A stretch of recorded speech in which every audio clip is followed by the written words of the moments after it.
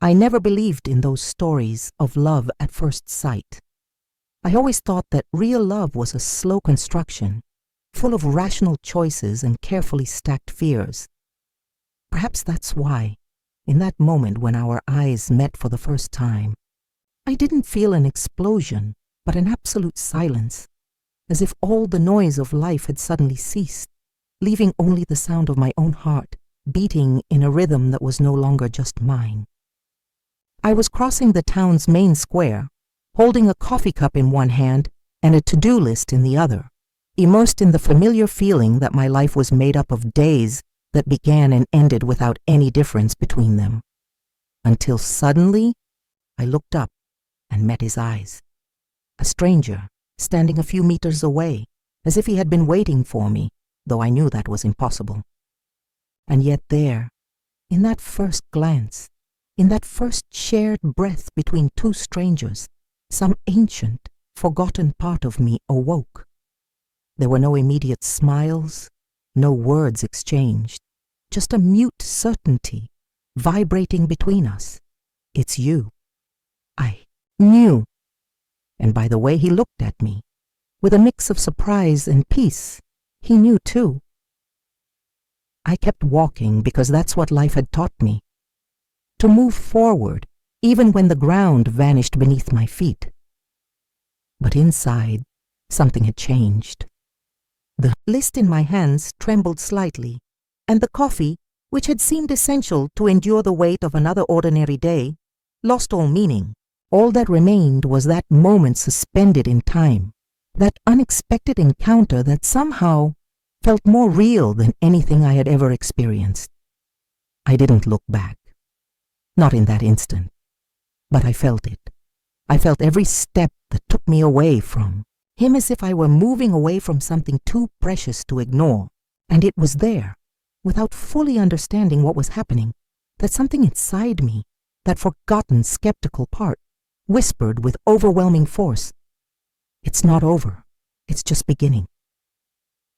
In the days that followed, I tried to convince myself it had been a mere coincidence.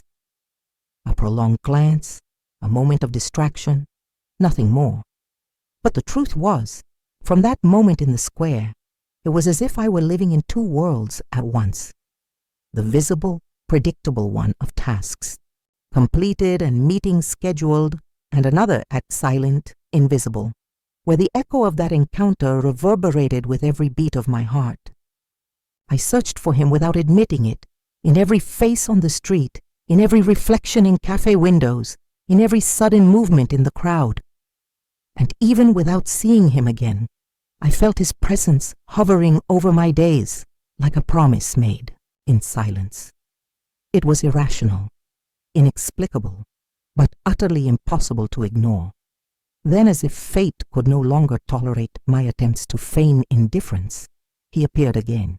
I was leaving the local bookstore, balancing two new books in my arms, when I saw him, across the street, leaning against a bicycle, watching the comings and goings of people with that same calm, attentive gaze that had stopped me days before.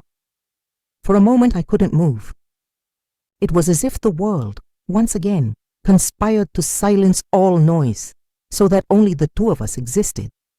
This time, he smiled.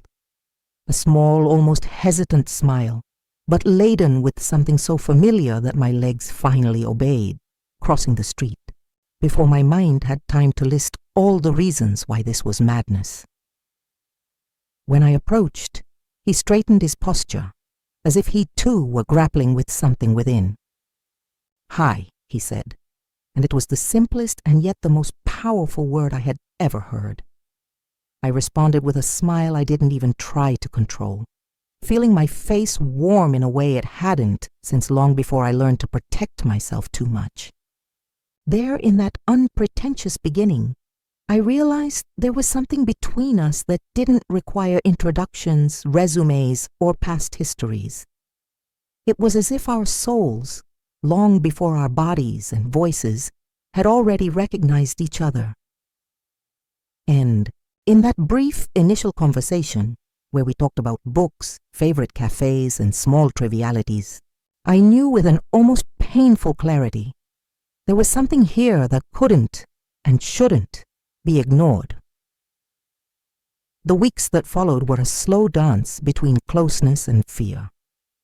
We met casually, or perhaps not so casually, in cafes, bookstores, small events that had previously gone unnoticed, but now seemed orchestrated just to place us side by side. Ethan, that's how he introduced himself, in an unassuming meeting one Saturday afternoon, was unlike anyone I had ever met. There was a disarming serenity in him, a quiet kindness that didn't need to prove itself with every word. Being by his side was like sitting by a fireplace on a winter night, unhurried, unassuming, just the comforting feeling that, finally, you were in the right place. But even as I laughed at the stories he told or got lost in the sound of his voice describing mundane things, a part of me still resisted, a part that said this was too fast, too intense, too dangerous. At night, lying in bed, I replayed every moment with him, every smile, every glance, like someone rereading a precious letter, and felt the weight of doubt pressing on my chest. My life had always been built on solid, predictable foundations. Every decision was carefully calculated, every step taken only after 1,000 analyses. And now, faced with a feeling that had arrived without permission, I felt small, vulnerable, like a leaf carried by the wind. The fear of losing myself, of suffering, of deluding myself, mingled with the even greater fear of letting slip something, too rare to ignore. And the more I tried to find reasons to discredit what I was feeling, the stronger the certainty grew within me. Ethan wasn't a fluke. He was the silent answer to all the questions I hadn't even known how to ask for years. It was on a golden autumn afternoon, as we walked side by side among trees painting the town in shades of rust and amber, that I understood, with painful clarity, that there was no turning back. He took my hand, without asking, without forcing, just as if returning something that had always been mine, and in that simple touch, in that gesture that felt as natural as breathing, I knew what was growing between us wasn't an illusion or a fleeting adventure. It was something that transcended time, fear, and all the defenses life had taught me to build. It was love, the rare kind that, when it arrives, changes everything, even if we don't yet have the courage to say it aloud. From that day on, everything between us changed, even if, to the world, we remained just two people crossing paths at the town's corners. Intimacy grew like a flame that needs no fuel. It was enough the way he said my name, or the comfortable silence that settled when our conversations ran dry, and yet nothing seemed lacking. We began to share small pieces of life, a new cafe, we discovered together an old street full of colorful murals, a local market where he laughed at my habit of smelling the bread before choosing which to buy. And in those simple moments, I felt my heart shedding all the armor I had spent years building. Every exchanged smile, every distracted touch of hands was like a silent promise.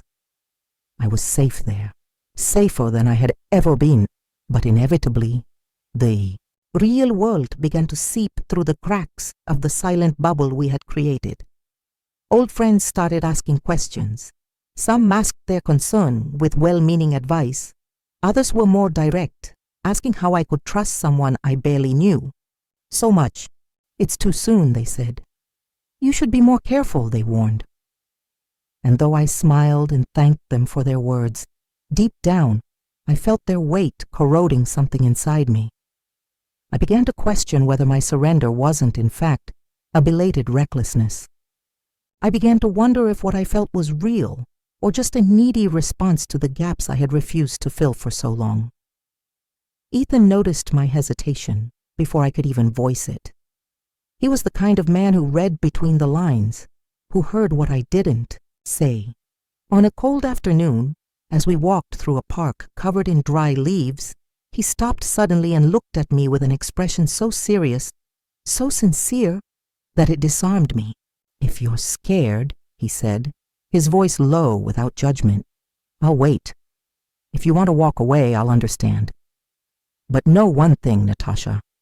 What I feel, what exists between us, isn't something you find twice in a lifetime."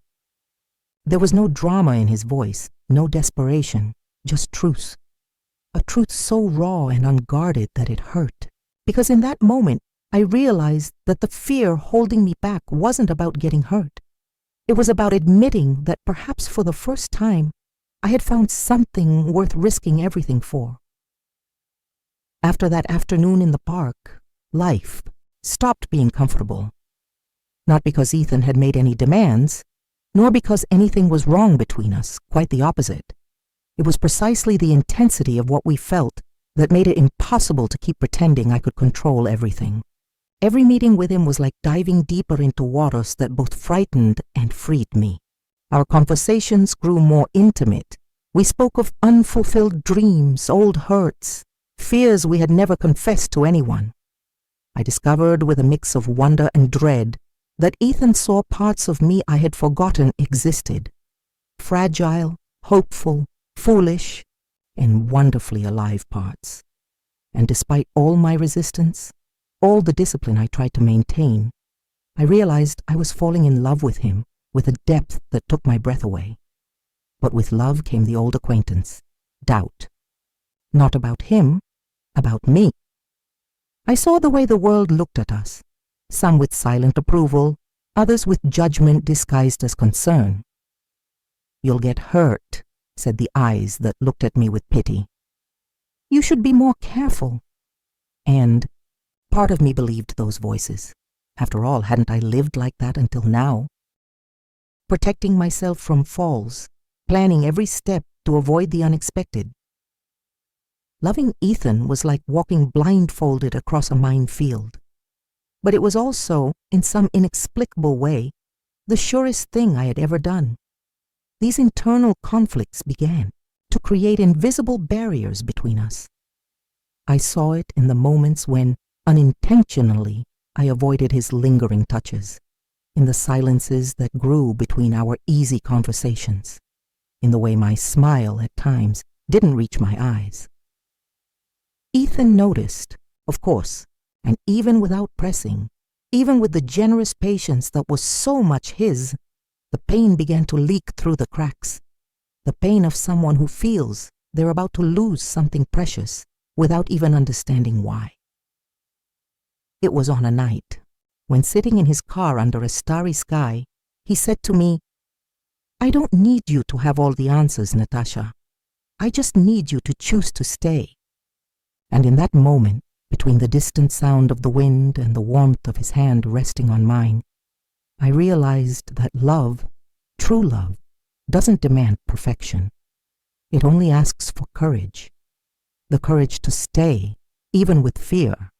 The courage to believe that sometimes what we feel in a glance is more real than all the certainties we've spent a lifetime trying to build. The doubt grew until it became a constant presence, an irritating whisper that wouldn't leave me in peace.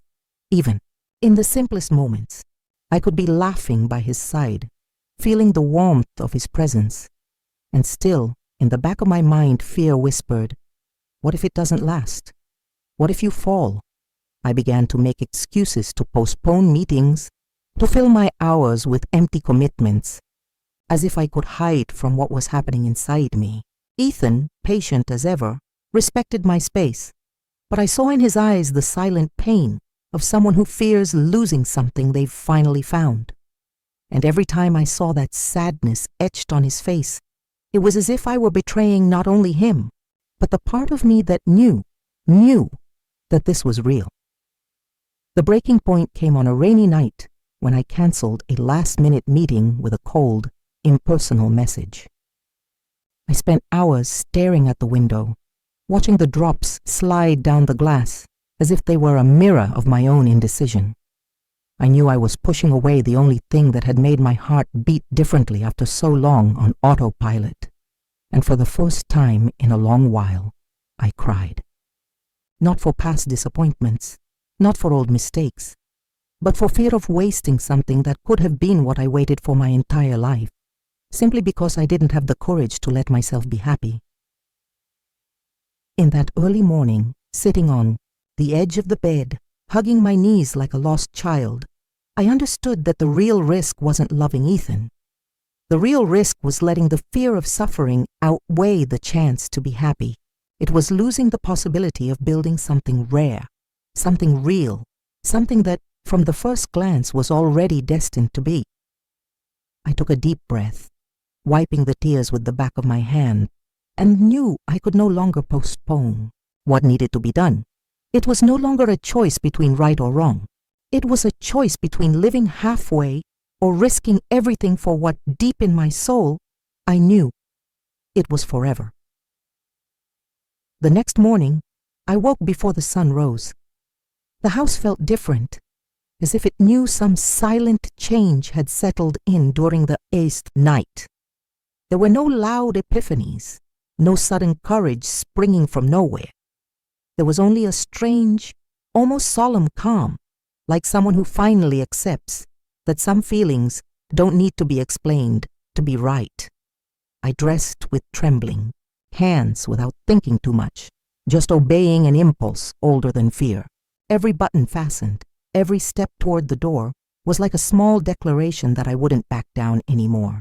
Not this time. The walk to Ethan's house felt longer than ever. The town was slowly waking, the first lights flickering on in windows, the smell of fresh bread wafting through the corners. And yet everything seemed distant, as if the entire world were on hold, waiting only for what I would do next. When I reached his street, I hesitated for a moment, my heart pounding hard against my ribs, as if reminding me there was still time to turn back. But I knew there would be no turning back. I couldn't bear to live carrying the weight of doubt, and not after feeling what I felt. I stopped in front of his door, took a deep breath, and knocked. The sound echoed loudly in my ears. For a second I feared he wouldn't be there, that he had given up, that he had taken my absences as a definitive answer. But then I heard footsteps on the other side, and before I could reconsider, the door opened. And there he was, Ethan, with tired eyes, disheveled hair, and a confused expression, as if he'd been pulled from his own thoughts. For a brief, endless moment, we just stared at each other. I saw the fear in him, the wounded hope, the silent question he didn't dare ask. Have you come to stay? I didn't need words. I took a step forward, extending my hand like someone crossing a bridge, without looking back. And he, with the same gentleness he always had, took my hand in his, squeezing it with just the right strength to say everything we needed to know. In that touch, in that silent exchange, I felt the world start spinning at the right rhythm again, and I knew, as I had known from the first glance, that no matter what came, we had something no fear could erase. After that moment when our hands met, everything around us vanished. He gently pulled me inside, as if he knew words would be unnecessary and perhaps even dangerous, as if naming that moment could break it. We sat side by side on the couch, still holding hands, like two children unwilling to let go of the thread that keeps them safe in the dark. There were no questions, no demands. There was only presence, the absolute acceptance of what we were. Two weary hearts, two travelers who, after so long wandering tortuous roads, had finally found shelter in each other. Ethan turned to me, his eyes shining under the faint morning light spilling through the windows. I saw in him not just the man I loved, but all the parts of him that made him real, the insecurities, the fears, the stubborn hope he carried even after so many falls. And I saw, reflected in his gaze, the woman I could be if I had the courage to keep choosing life every day despite the risks, unhurriedly, He brought a hand to my face, and his touch was so light I barely felt it, but the emotion that coursed through my body was like a silent thunder. I leaned my forehead against his, closing my eyes, allowing myself, finally, to surrender everything I had resisted until then. We didn't make eternal vows. We didn't promise what life, in its unpredictability, might take from us. We promised only one thing: to be present, to choose each other day after day, with no guarantees beyond the true desire to stay. In that simple room with the smell of forgotten coffee and old books stacked in corners, we laid the first stones of our story, without spectacle, without an audience. Just the raw, precious truths of two human beings who, after everything, still believed, or perhaps only now learned to believe, that true love is a miracle recognized in the first glance and kept alive in the silent decision not to give up. Life, with its way of challenging and testing us, continued its course. Yet something within me had changed forever. It wasn't just about Ethan. It was about me. About how I finally learned to look at life and love with more lightness, without the weight of fear that had so often paralyzed me. Together, we built a new world where the promise wasn't perfection, but a total surrender to who we were, even in our imperfections. We didn't need grand gestures. The simple fact of being there, holding hands, supporting each other through small daily victories, was enough to keep alive what we had. I began to understand that sometimes love isn't about the most beautiful words or the most dramatic moments. It's about being present, being there day after day, choosing each other, even through difficulties, even through the fears that sometimes try to drown us. Ethan taught me that true love is the kind that accepts time and mistakes, that learns to grow together unhurriedly. He never pressured me. He never made me feel I needed to be more than I already was. He simply loved me, with a patience reflected in every small gesture. When I looked at him now, I no longer saw the man I met in that first glance, that stranger full of questions and uncertainties. I saw the man I chose to walk with forever. I saw someone who, by my side, made me feel safe enough to finally trust what the future held for us. And in that moment, with the soft light of dusk filtering through the window, without grandiose promises, but with the certainty of what we had already lived and what we would still live, I knew that our love wasn't a coincidence. It was a destiny that brought us together, a story that wrote itself as we chose to be there for each other day after day. Years have passed since that day we decided to no longer fear what the future held. Life, with its unexpected twists, hasn't stopped testing us, but the truth we share has been stronger than any obstacle in our path. The home we began to build, filled with laughter and dimly lit conversations, is now brimming with memories. Old photographs, books with worn pages, plants we nurtured together, like a metaphor for how we've tended our love. We've grown together, not just as partners, but as friends and confidants, and every small daily gesture seems to reinforce the bond that, in the beginning, seemed so improbable. I remember an ordinary morning, after so much time, when I woke to the sunlight softly spreading across the window. Ethan was by my side, his face peaceful, as if he had known from the first day that we would make this story last. I could see, in his hands, in his eyes, in the way he still looked at me with the same silent admiration, that what we built wasn't just love. It was an entire life made of daily choices, respect, and acceptance. He never asked for anything I wasn't capable of giving, and I, with him, finally learned that love, when true, is a shelter where we allow ourselves to be who we truly are, without masks. Now around us, the seasons pass unhurriedly, as if the world is aware of what we've built, a quiet peace, a serene but solid love.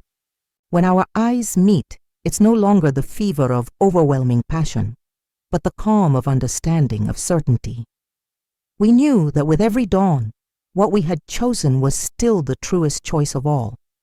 And even with time and experience, the way he holds my hand still has the power to remind me of what I love most. The fact that, in the end, we were always meant for each other, even before we met.